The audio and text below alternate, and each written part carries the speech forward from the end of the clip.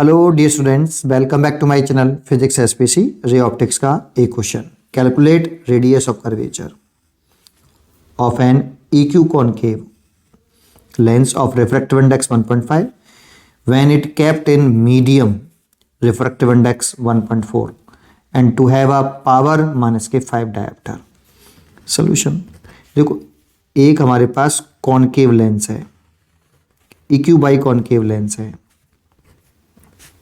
ये इसमें लेंस के मटेरियल का रिफ्रैक्टिव इंडेक्स दे रखा है। लेंस मान लो कांच का बना है 1.5, ठीक है, और सराउंडेड मीडियम जो दे रखा है उसका रिफ्रैक्टिव इंडेक्स 1.4 है, ठीक है। मतलब ये इसका जो सराउंडिंग मीडियम है वो एयर नहीं है, 1.4 रिफ्रैक्टिव इंडेक्स है सराउंडेड मीडियम का। इसकी पावर दे रखी है हमें -5 डायोप्टर। माइनस इसलिए दे रखा है, कॉनकेव है बेटा।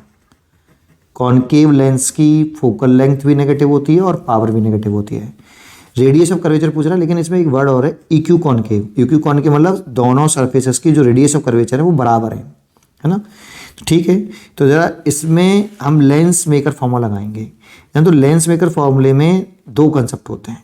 जैसे लेंस मेकर फॉर्मूला आपने पढ़ा हुआ, ऐसे पढ़ा हुआ, म्यू -1 1/R1 -1/R2।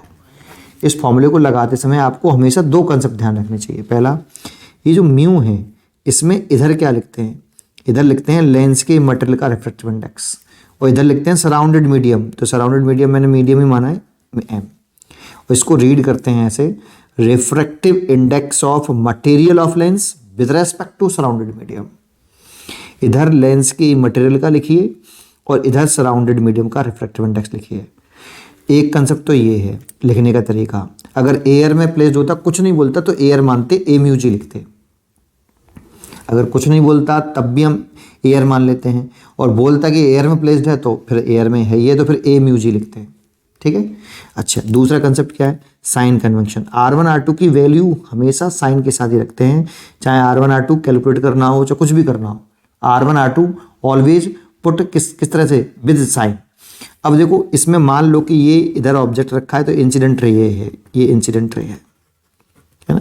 इसमें जिस सरफेस पर लाइट पहले पड़ती है उसे फर्स्ट सरफेस मानते हैं। तो इस सरफेस पर लाइट पहले पड़ रही है, इस वाले सरफेस पर, तो इसको फर्स्ट सरफेस मानेंगे। तो इसका स्पीयर इधर इधर की तरफ घूमेगा बेटा, गोला स्पीयर। तो ये इसका सेंटर कर्वेचर हो गया C1। C ऑप्टिकल सेंटर है, ये सेंटर कर्वेचर, ये ऑप्टिकल सेंटर। सभी डिस्टेंस ऑप्टिकल सेंटर से मेजर की जाती हैं। तो ये जो डिस्टेंस है ये आपकी ऐसे मेजर की जा रही है। पहला सरफेस है, इसीलिए R1 बोलेंगे इसको।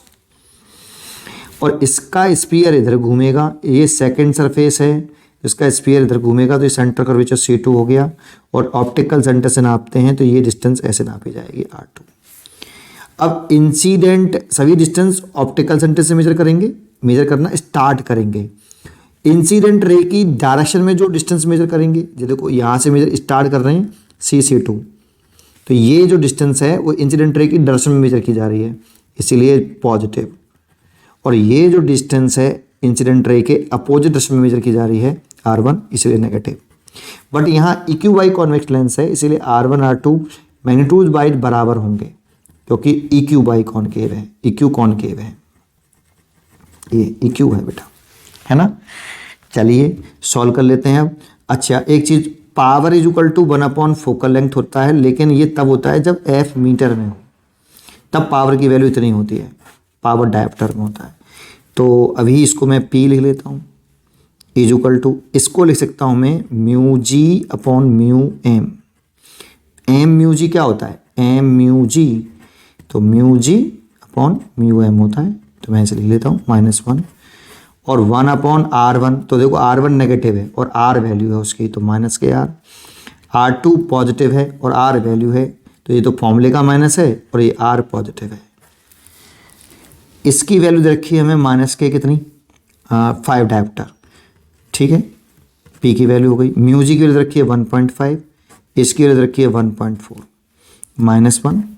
और देखो ये प्लस माइनस माइनस ही रहेगा, तो -1/R, -1/R, तो 2/R हो गया। लेकिन माइनस मैंने यहाँ लगा दिया है भाई, 1/R माइनस के और माइनस के 1/R ऐड करोगे तो -2/R आएगा। इस माइनस से ये माइनस साइन कैंसिल हो गया। इधर बचा 5, इधर से मैंने 1.4 एलसीएम लिया, तो 1.5 माइनस 1.4 और 2/r, तो ये 5 ये हो गया 0.1 और ये हो गया 1.4 और ये हो गया 2/r, पॉइंट से पॉइंट हट गया, तो ये 5 हो गया, ऊपर हो गया 2, नीचे हो गया 14r, इससे ये काट दिया 7 बार, 7 का मल्टीप्लाई, 7 का क्या 7r का मल्टीप्लाई पूरा हो जाएगा तो 35r हो जाएगा इजुकल टू ये 1। ठीक है, तो r इजुकल टू आ जाएगा 1/35, मीटर में आएगा, ये ध्यान रखने वाली बात है। क्यों? क्योंकि हमने यहाँ पे फोकल लेंथ मीटर में थी बेटा। जब हम p अगर सेंटीमीटर में होता है ना तो 100/f अगर सेंटीमीटर में होगा तो फिर हमें ये फॉर्मूला लिखना चाहिए p डायप्टर में। तो मैंने तो ये लिखा है ना बेटा, 1/f की जगह p लिख दिया सीधा। दैट मीन्स f मैंने मीटर में मेजर किया है, और मीटर में मेजर किया है तो r की वैल्यू मीटर में आएगी।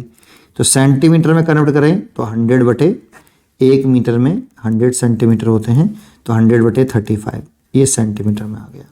5 से काटते हैं तो ये 20 और ये 7, 20/7 centimetre. This is a radius of curvature. 7 का डिवाइड करना चाहो तो डिवाइड कर देना। ठीक है, पढ़ते रहिए और खुश रहिए।